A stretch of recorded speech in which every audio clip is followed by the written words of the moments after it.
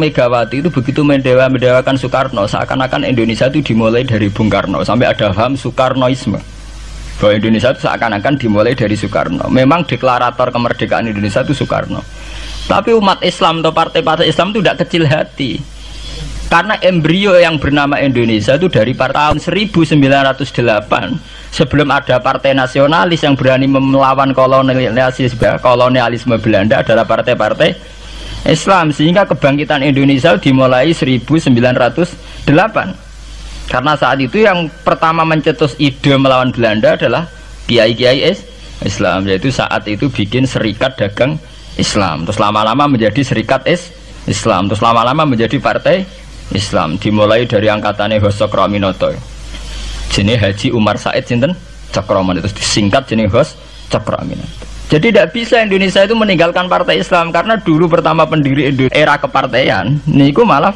partai-partai apa? Islam yang lahir di Solo, di Jogja.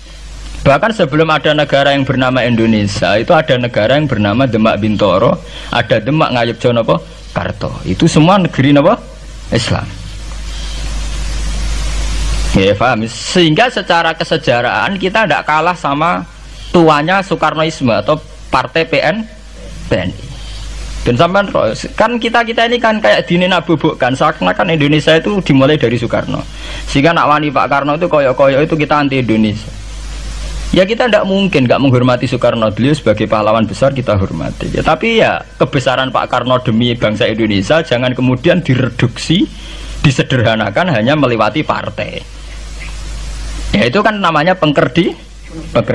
Tentu Pak Karno bikin negara ini ya untuk semua bangsa, bukan untuk PDIP saja, bukan untuk partai-partai marhainisme saja, juga bukan untuk partai-partai yang berfaham Soekarnoisme saja. Ya sama, tapi kita juga adil, sebagai kiai juga adil.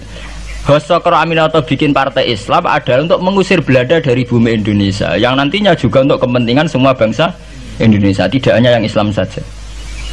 Ya kita adil, sama-sama adil. Saat nasionalisme ya tidak mengurangi keagamaan, saat keagamaan tidak mengurangi nasionalis.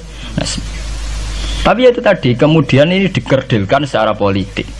Di sawangannya nak wis duwete Pak Hasim Mbak Mega nasionalis religius itu sudah ditren.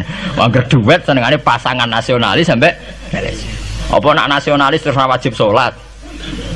Apa nak religius terus gak wajib nasional? Sebetulnya itu kan apa kan orang Indonesia itu wajib sholat hanya karena atas nama nasionalisme.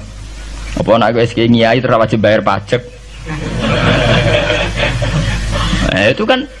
Itu kan pengkerdilan, proses pembohongan, pembohongan secara publik.